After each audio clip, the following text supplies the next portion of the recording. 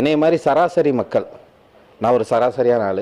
இப்போ 2000 எனக்கு அதிகப்படி கட்டணம் கட்டி போன இதில் கட்டினேன். இப்போ 4500 வந்திருக்குன்னா, இது மாதிரி எல்லாருக்கும் என்னைய மாதிரி இன்னும் எத்தனையோ பேர் இது பாதிக்கப்பட்டு இருக்காங்க.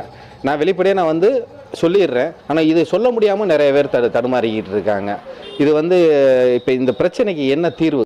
அதே 2022 ஆட்சியில் பார்த்தீங்கன்னா 480 யூனிட்டுக்கு 1000 ரூபா தான் பில் வந்திருக்கு. அதே இப்போ 458 யூனிட்டுக்கு 1500 600 பில் வருது. இது என்ன சம்பந்தம்னே தெரியல. கேட்டாலும் ஒழுங்கான தகவல் இல்லை. அதே மாதிரி இபி சைட்டில் போய் ஆன்லைனில் செக் பண்ணோம்னா டேரிஃப் ஒன்று கொடுத்துருக்காங்க. 1லேருந்து 100 யூனிட்னா எவ்வளவு, 200லேருந்து 300 யூனிட்னா எவ்வளோன்னு கேட்டிருக்காங்க.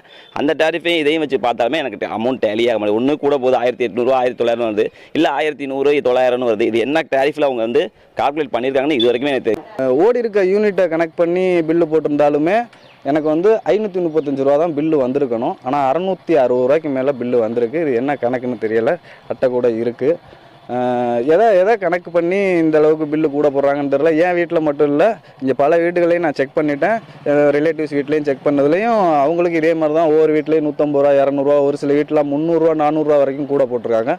என்ன அடிப்படையில் என்ன கணக்கில் இந்த அளவுக்கு பில்லு கூட போடுறாங்கன்னு தெரியல.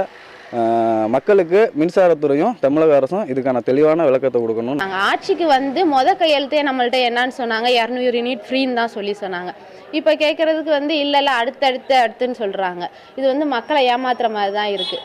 இதுவரை இந்த மாதிரி 3800 ரூபா எங்களுக்கு கரண்ட் பில் வந்ததே இல்லை. எங்களுக்கு வாடகையே 5000 ரூபா இருக்குது. அப்படி இருக்கும்போது 3800 ரூபா நாங்கள் கரண்ட் பில் கட்டும்போது எங்களோட நிலைமை எப்படி இருக்குங்கிறத யோசிச்சு பார்க்கணும்.